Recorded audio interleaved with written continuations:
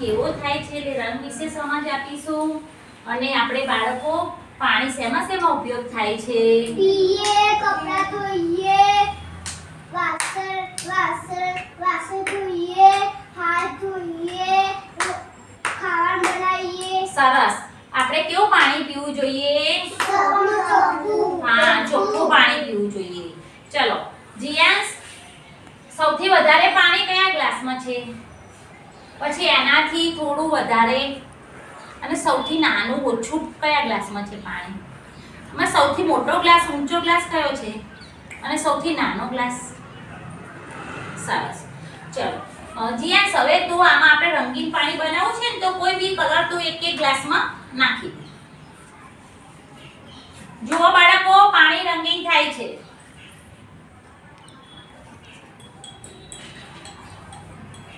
સરસ. કેવો રંગ થયો આનો બેટા? પિંક. સરસ. ચલો હવે બીજું અંદર મૂકી દો ચમચી. ચલો બીજો કલર બનાવીએ છીએ. કયો કલર બને છે જોજો.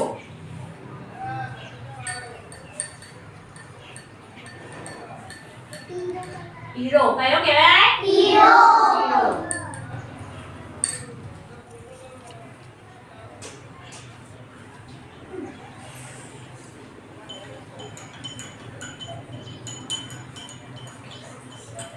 કયો કલર બન્યો? પર્પલ. સૌથી ઓછો કયા રંગનું પાણી છે જે ઓછું છે? સૌથી ઓછું છે, થોડું પાણી છે, કયા રંગનું પાણી છે? શું કયો રંગ છે? પર્પલ. અને સૌથી વધારે પાણી છે કયો રંગ છે? પિંક. સરસ.